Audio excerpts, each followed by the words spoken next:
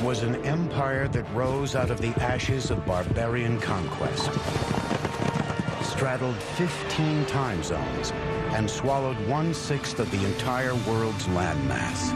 The first thing to deal with is just this enormous size. Fueled by 400 years of chaos, the Russian Empire was forged by a lion's den of larger-than-life czars, whose tyrannical designs were as colossal as the country itself. She wrote to one of her correspondents, "I can't stop myself from building. Building is like a disease. It's almost like alcoholism." These visionaries would drive Russia's rise to greatness, adapting foreign technologies to seize power, capture territory, and engineer an empire. But the same drive that fueled Russia's thirst for everlasting glory would ultimately devour its own people.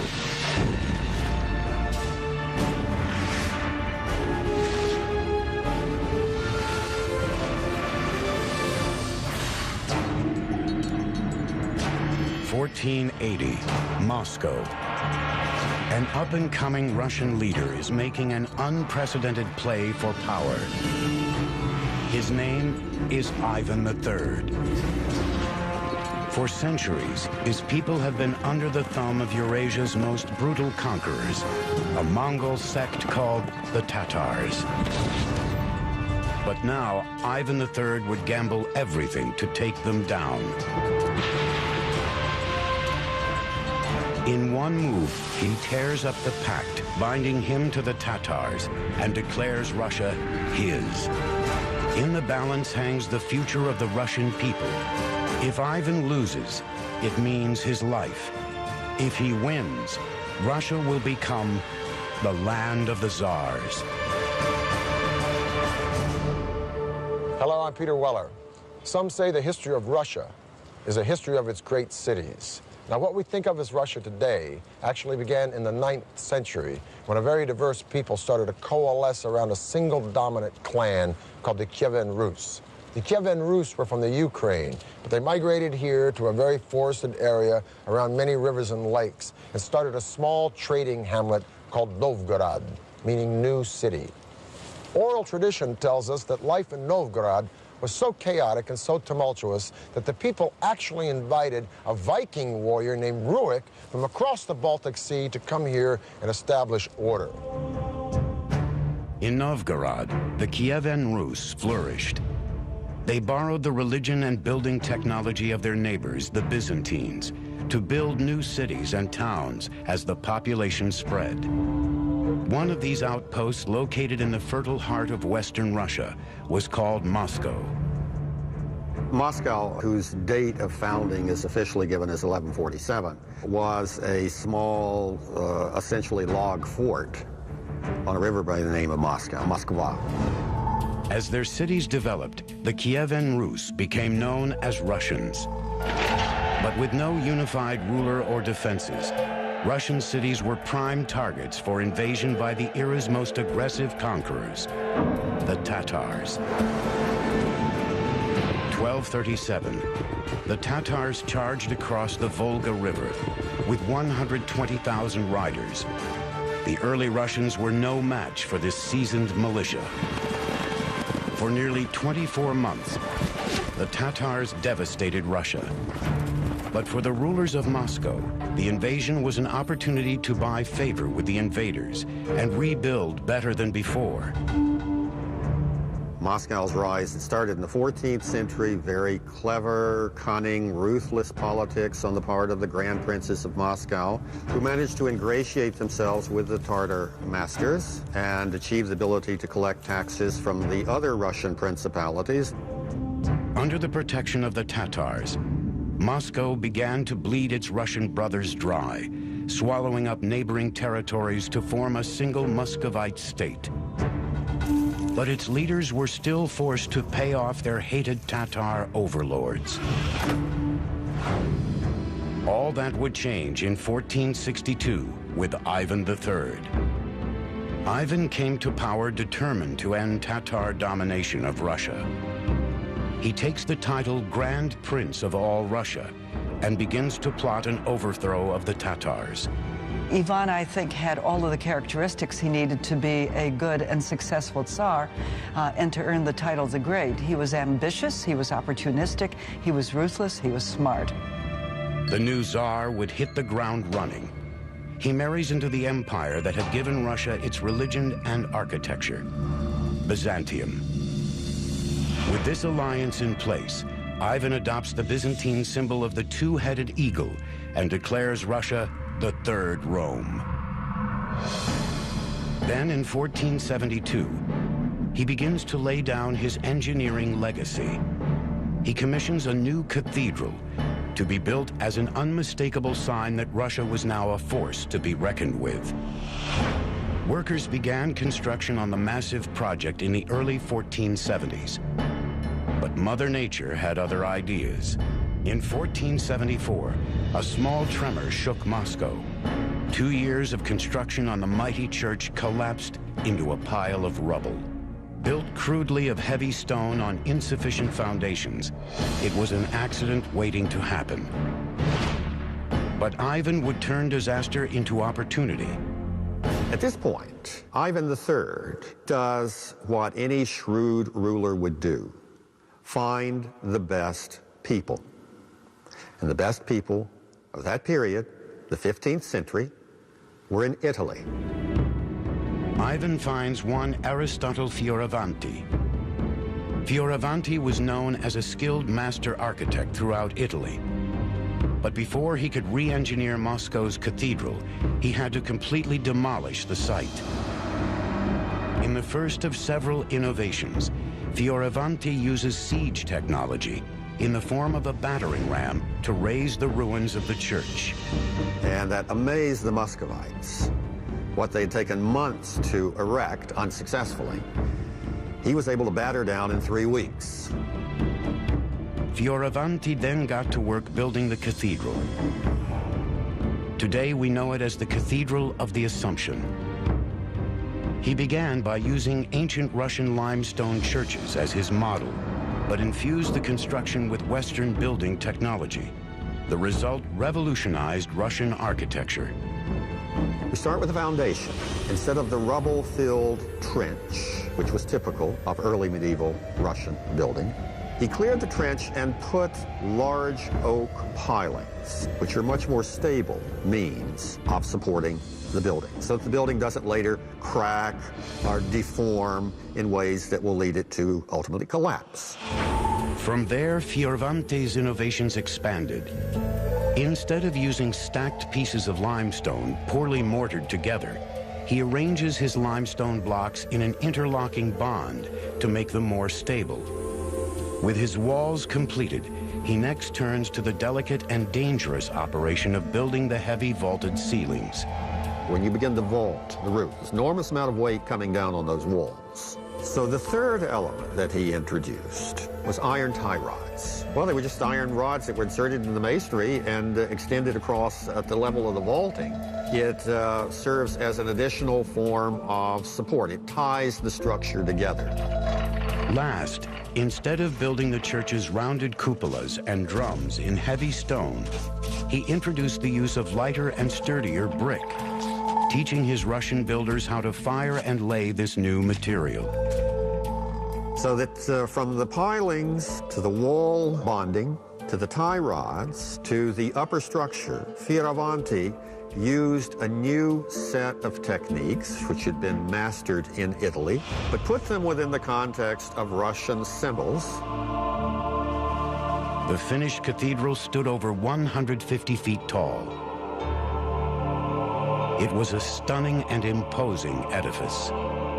With his symbol of power in place, Ivan was now ready to challenge the Tatars. Their response is quick. They raise a massive army and charge Moscow. Ivan raises his own force, and the two sides clash at the Ugra River, 300 miles west of Moscow. After months of standoffs, the Russians finally overrun the Tatars. Ivan had successfully vanquished the oppressors who had subjugated the Russians for nearly 3 centuries. And with his legacy cemented in mighty monuments of brick and stone, Ivan III becomes Ivan the Great. By the time of his death in 1505, Ivan had created an independent Russia, but he had not yet created an empire. That distinction would belong to another Ivan, whose absolute authority and inhuman cruelty would earn him the title Ivan the Terrible. In 1472, Ivan III married Sophia Paleologus, the niece of the last emperor of Byzantium. Pope Paul II arranged the marriage. At the end of Ivan the Great's reign in 1505, he had freed the Russian people from subservience to the Tatars and tripled Moscow's territory. In other words, it went from 15,000 square miles to 45,000 square miles, which was an enormous accomplishment in itself, and that would earn him the title the Great. But the Tatars were still a problem. Although they had retreated from Moscow, their capital, Kazan, stood in the way of Russia's expansion east. It would take the dark determination of Ivan III's grandson to rid Russia of the Tatars and transform it into an empire. He would become known as Ivan the Terrible. I think the greatest single period of expansion was under Ivan the Terrible. The Muscovite Tsardom encompassed the Volga, the Ural regions, and then eventually all of Siberia. This great emperor would start out as a deeply troubled young man. Ivan's father died when he was a child, leaving him witness to a brutal struggle for power involving torture, execution, and murder. These atrocities would scar Ivan for life. Ivan the Terrible's traumatic background as a child, I think, produced an Ivan who was terrible. Even as a young child, he tortured animals. He seemed to be cruel and sadistic. By the time he came to power in 1547, he was convinced that he was personally anointed by God to rule Russia. He was the first Russian ruler to have himself crowned formally as Tsar. And Tsar is simply a Russian derivative of Caesar. It's an imperial title. As Tsar, Ivan found the perfect outlet for his fierce and ruthless intellect by launching Russia's first modern offensive called the Siege of Kazan. Ivan first created a new army of nearly 150,000 men, including artillery and engineering units trained in the latest siege tactics from Europe. His engineers adapted these foreign teachings to suit Russian warfare. In a first for Russian engineering, they designed a portable structure to defend Russian troops on Eurasia's exposed plains. It was called the Gulai Gorod. This was actually a movable fortress. Gulai Gorod consisted of wooden screens or wooden boards.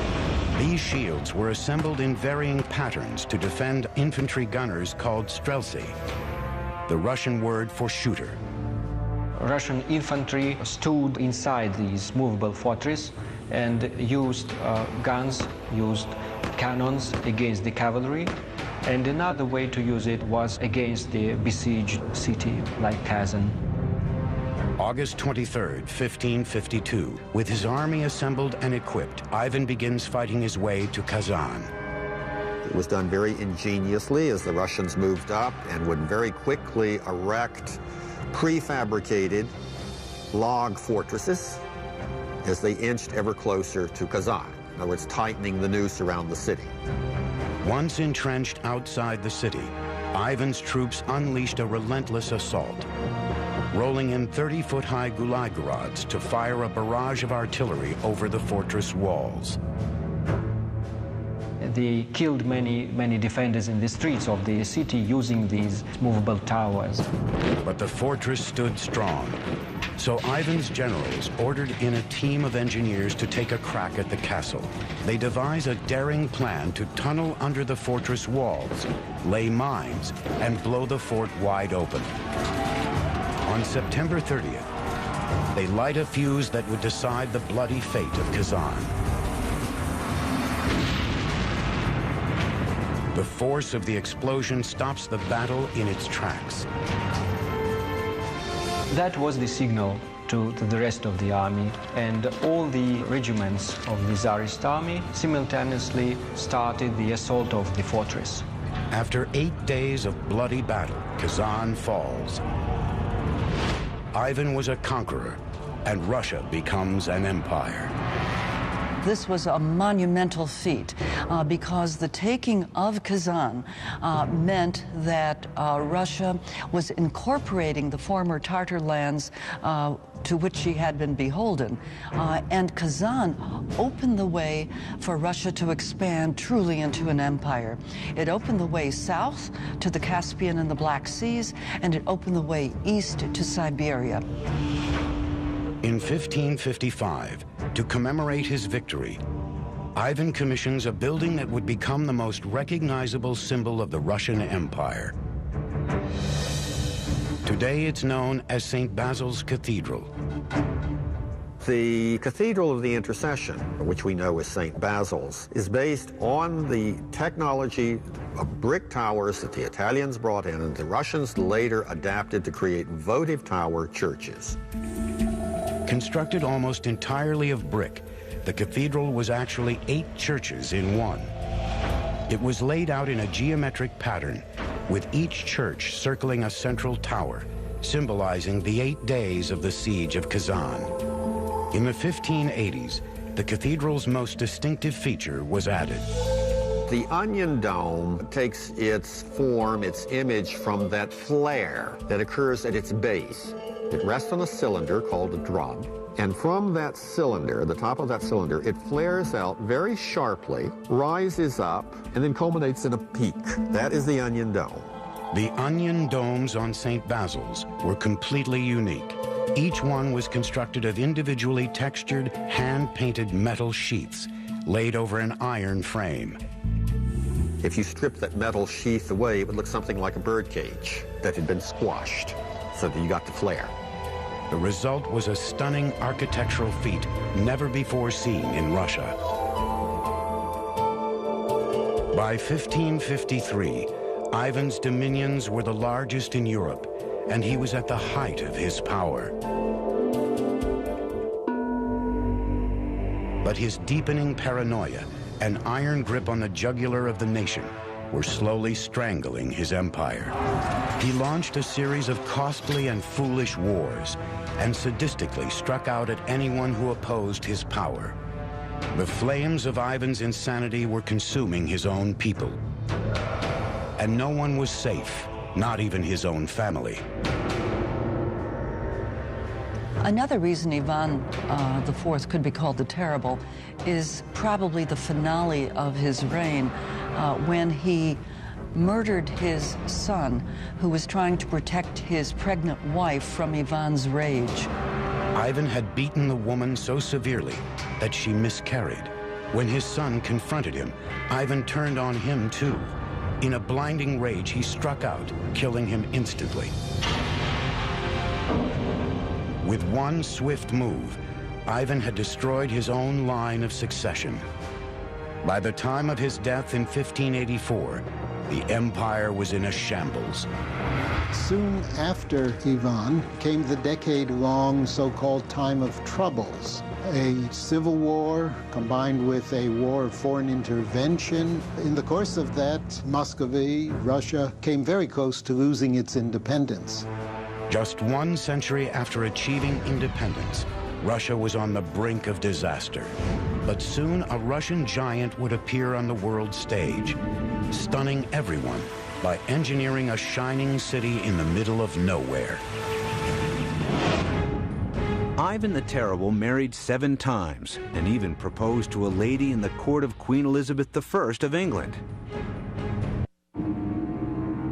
1696. A new Tsar comes to power with a revolutionary plan to pick up where Ivan the Terrible left off and transform his backward nation into a modern empire. His name is Peter the Great. Peter the Great was an absolutely unique person. a giant, both physically, 6.5 feet tall, as well as in terms of personality. He disregarded convention and tradition. He was endlessly curious about new things. Peter's enormous size was matched by his ego. A constant whirlwind of activity occurred around him, and he took on the tasks of a dozen men. He was really an extraordinary, larger-than-life person. Peter had spent his early years in Moscow, carousing with artisans and military men in the city's foreign quarter, learning about their tactics and technology. Peter was not only entranced with European technology, he was also very aware of Russia's backwardness and weakness vis-a-vis Europe. He wanted to remedy that situation. So one of his first acts was he went to Europe, and he went to Europe incognito. And there he studied the craft of shipbuilding with the Dutch, who were masters at it. He also learned the art of navigation from the English Navy, and he saw the great wealth these European empires were pulling out of their overseas colonies, and he figured they might have use for Russian natural resources. But what Peter really wanted was a piece of the action. And he knew that in order to cut into the pie, he would have to drag his country kicking and screaming out of its gloomy medieval backwardness into the great white light of the new commercialism of the Western world. When he got back to Russia, Peter resolved to transform his country into a naval force that would not only trade with the European empires, it would compete with them as a military power. Peter sets his sights on a stretch of land 400 miles north of Moscow, near the Baltic Sea on the Neva River. With godlike vanity, he began envisioning a new naval city that would put Russia on Europe's map. He would call his vision St. Petersburg. A city on that spot had direct maritime access to Europe. The only problem was that this land on the Neva belonged to Sweden. Peter would not be deterred. In 1700, he launched an all-out attack and took the land by force. By 1703, the cornerstone of the city was laid. The new capital that Peter had in mind, it was to be a fortress, was to be the center of the army and the navy. It was to be the window on Europe through which Western ideas, modern ideas were going to flood and spread throughout the entire empire. Out of bloodshed and warfare, St. Petersburg was born. But for the people of Russia, their Tsar's ambition would prove to be a double-edged sword. Peter chose the site of his future city for its access to the Baltic Sea, but this advantage would come with a steep price. For 5 months out of the year, the river delta and its surrounding swamps would freeze, and then predictably and reliably flood when they thawed with the warmer months. The building of this city would be a monumental challenge. So Peter turned to the one natural resource that compensated in Russia when all else failed: raw manpower. The people of Russia would literally build St. Petersburg with their bare hands. Surrounded by nothing but swamp, supplies were almost impossible to come by. In order to raise the foundations of the fortress above tidewaters, workers had to dig piles of earth with their bare hands and then transport thousands of pounds of soil in their jackets and shirts. Everything had to be imported. Even lumber had to be cut upstream and floated down in huge quantities to stabilize the city's foundations. There's no bedrock there, so that any large structure had to be built on pilings. To do this, engineers designed a pulley system to drive thousands of piles into the soft earth. You raise the head, and they would drop it, and that would drive the pile into the ground. And this was repeated tens of thousands of times in Petersburg. Within 5 months, thousands and thousands of laborers had erected the hexagonal walls and the timber bastions of this fortress you see behind me. At night, they'd come home to their camps freezing and tired and hungry, and just as they had come by the thousands, so they would die by the thousands from disease, from the flooding, and from exhaustion. By 1708, a rough estimate of 25,000 laborers had perished building this fledgling city, which gave rise to its nickname, the City of Bones. There is no statistic that tells us exactly how many people died before this city was finished. But a 19th century historian says that up until that point, there was no single battle in the annals of military history that cost as many lives as the number of laborers who perished in the building of St. Petersburg. For Peter, the human toll was merely a means to an end. In 1706, he launched his first warship from St. Petersburg Admiralty Shipyard. This was the city's first industrial compound. It housed shipbuilders, sail and rope makers, forges, and a cannon foundry. Russia now had a navy, and its Tsar was single-handedly changing the face of the empire. In 1712, with his usual brisk efficiency, he makes the biggest change of all. In a simple and stunning decree, Peter makes St. Petersburg the capital of Russia. In an instant, Moscow's nearly 300-year supremacy in Russia was over. The citizens of Moscow were stunned. Many Russians reacted to Peter as though he were an alien from outer space. They didn't understand him.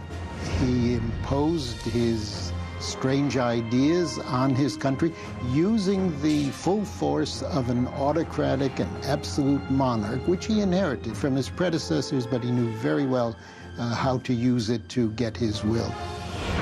His vision to revolutionize Russia was the thing that drove him throughout his life.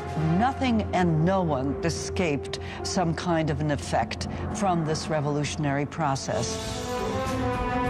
Peter had spared no expense to create a city from scratch. But by 1714, St. Petersburg was still a long way from being the European power center he envisioned. And Peter's years of hard living were about to catch up with him. Without his dogged will, the entire fantastic endeavor threatened to crumble, leaving Russia once again on the verge of chaos. In 1698, Peter the Great issued a beard tax to be paid by anyone refusing to cut off their old-fashioned Russian beards in favor of a clean-shaven Western look. For decades, Peter the Great had been monastically focused on his twofold task of turning Russia into a great empire and St. Petersburg into its glittering capital.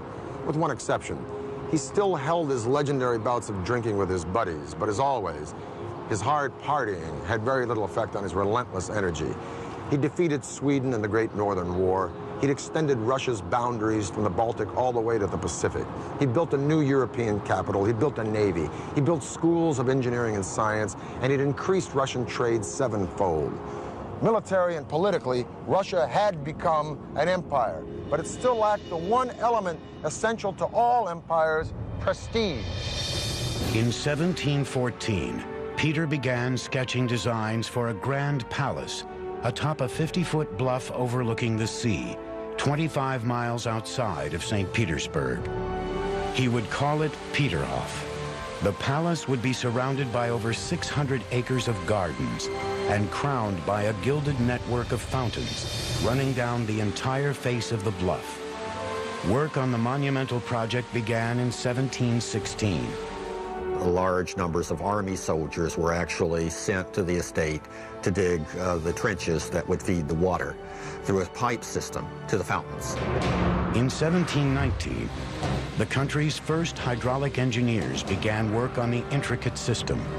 The palace was built on the heights, and the heights are what feed the water. It's that drop, the gravity in that drop that actually powers the fountains. Using the natural slope of the terrain and water from nearby springs, workers constructed a 14-mile gravity-fed system. The water was stored in upper reservoirs.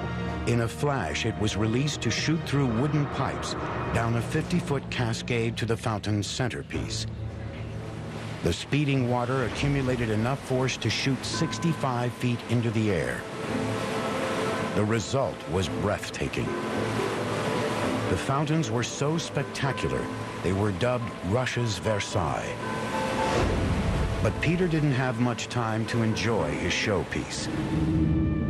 In 1725, after wading into freezing water to save a drowning sailor, the great Peter took ill and died. By the end of his reign, Peter had taken Russia from a backward, isolated country to a state-of-the-art empire. But the job was far from done. It would be the ambitious and tenacious German wife of Peter's grandson who would complete St. Petersburg's transformation from a naval fort to the glittering capital we recognize today. Her name was Catherine the Great. Catherine comes to power in the year 1762 by overthrowing her husband, who had been the Russian emperor for only 6 months. And she was able to quite easily topple him.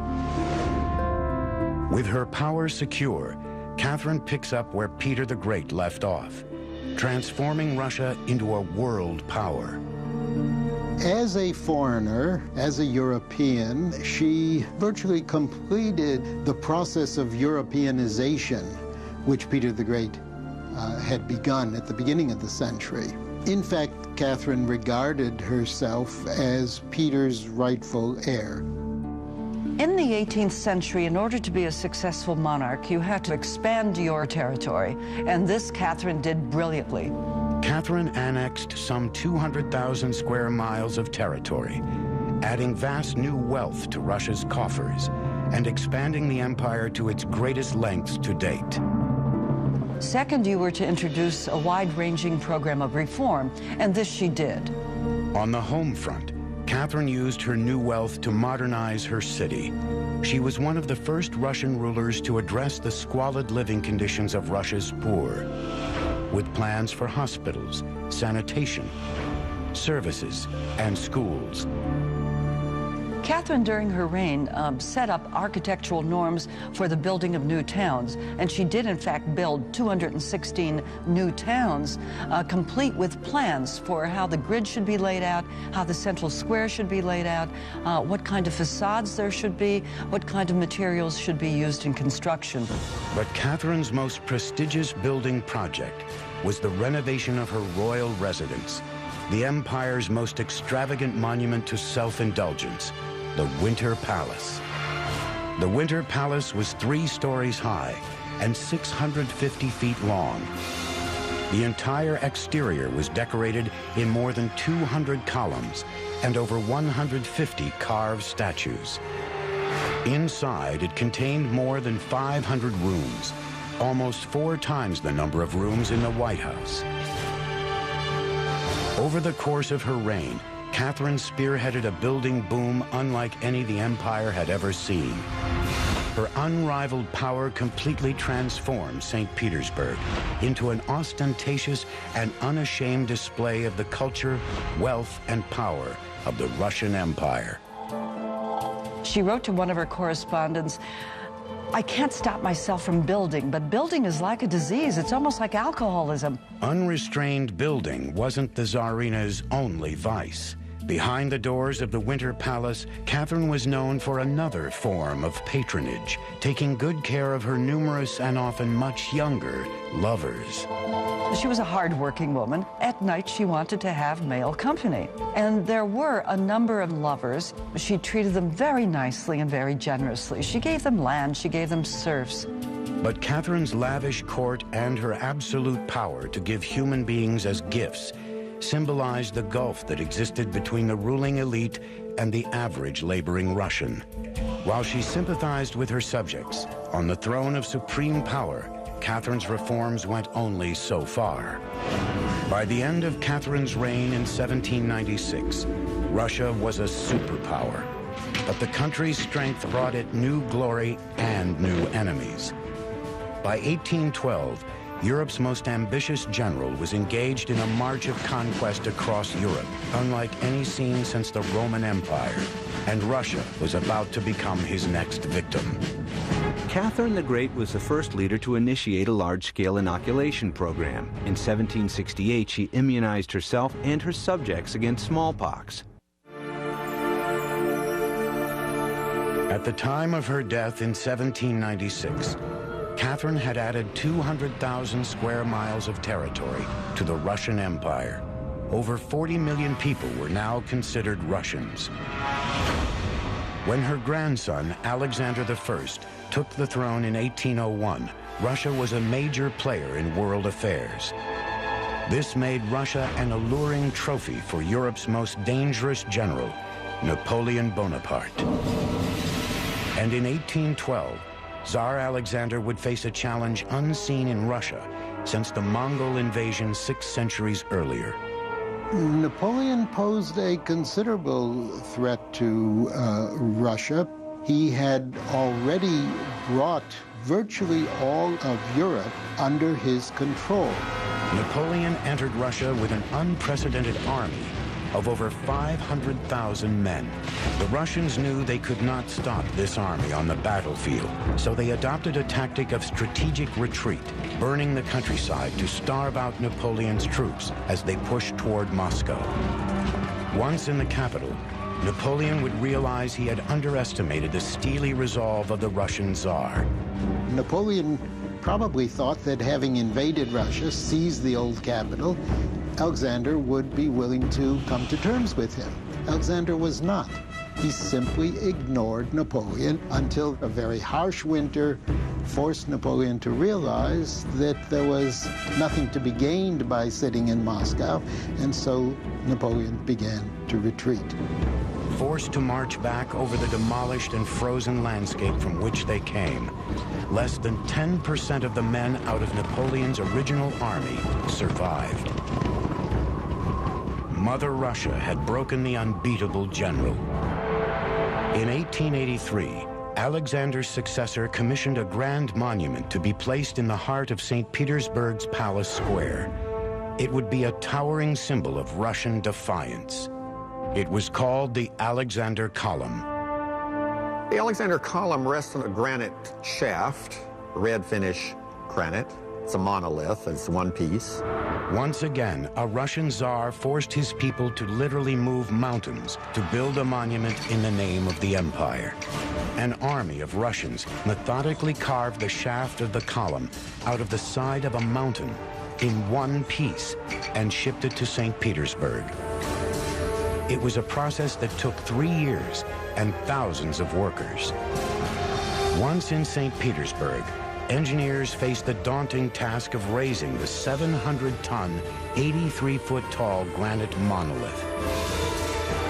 It was sort of a giant halter. It was fastened onto the column. And then placed around it were capstans, which were manned by dozens of people. And at a given signal, they would all move, and through a pulley system, the column would gradually move upward and fall into the place that had been prepared for it on the base. Today, the column remains freestanding on its pedestal at a full height of 155 feet. It has proved to be absolutely perfectly engineered.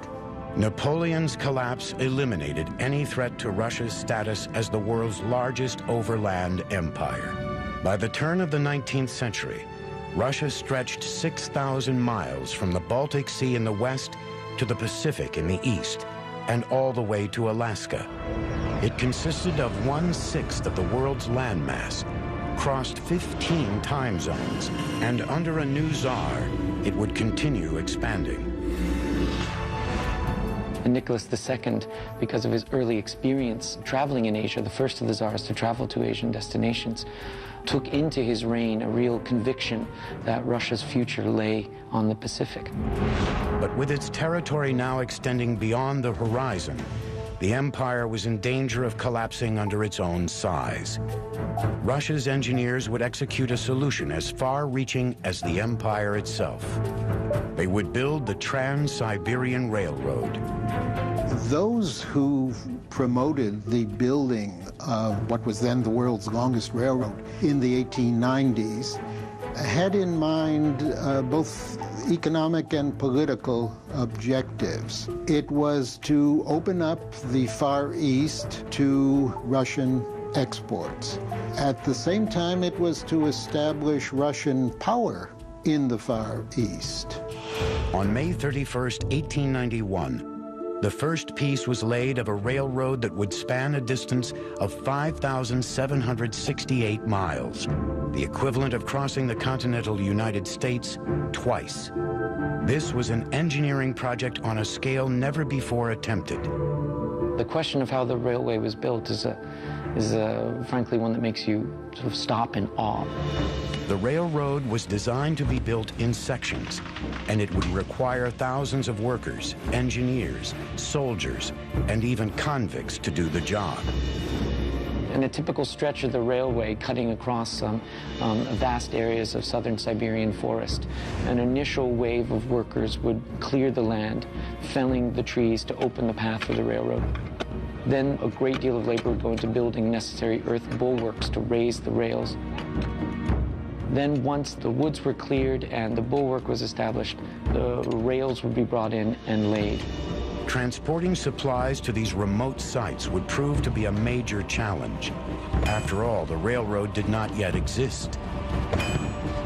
Tracks had to be laid piecemeal so that workers could use the emerging railroad to transport steel from the west and continue building section by section. And this process was repeated week after week, month after month, over all the years of the late imperial period. The endless toil broke the backs of Russia's workers. It was a very hard job to take, very hard job to take. I mean, you got to conjure an image of isolated wilderness that was transformed into rough and ready workers' camps, with workers camped out under tents or in some cases in earthen dugouts, working for months at a time on stretches of track with relatively limited supplies in the winter, subject to extremely cold temperatures in the summer, to the terrific heat of Russia's continental climate. By 1904, the core railroad was complete. Russia had a lifeline to the east and was free to pursue its next object of conquest, Asia. The problem, of course, was that this put Russia into direct conflict with Japan, which had very similar political and economic objectives. This conflict of objectives led to war between Russia and Japan. In 1905, Russia went to war and suffered a humiliating defeat at the hands of the Japanese. Back at home, the loss fanned the flames of growing resentment toward the Tsar. Then in 1914, the Tsar led his country into yet another war, one that would starve, ravage, and utterly decimate the population. World War I. After centuries of building the world's largest empire with blood, the Russian Tsar was now pushing his people to their breaking point. On March 15, 1917, the people revolted. Tsar Nicholas II was removed from power. The nearly 500-year reign of the Russian Tsars had been destroyed. The key factor in the disintegration of the Russian Empire in 1917-18 was the collapse of the Tsarist regime, because it was the emperor who really provided the glue that held the empire together. The Tsars had used their power to build breathtaking cathedrals, whole cities from swamps, railroads that crossed a continent, and sumptuous palaces that remain unrivaled in their opulence. The history of the Russian Empire can be read as an enormous achievement. At the same time, that achievement came at important costs. In many respects, the empire was built on the backs of ordinary Russians. In late 1917, the Tsar's achievements would be rewritten by a new regime, one determined to level the playing field for Russia's poor. As the mighty empire grew, it would consume more and more of its own to build a palatial playground for the rich and an industrial hell for the rest. By the beginning of the 20th century, Russia's overworked and illiterate poor had had it.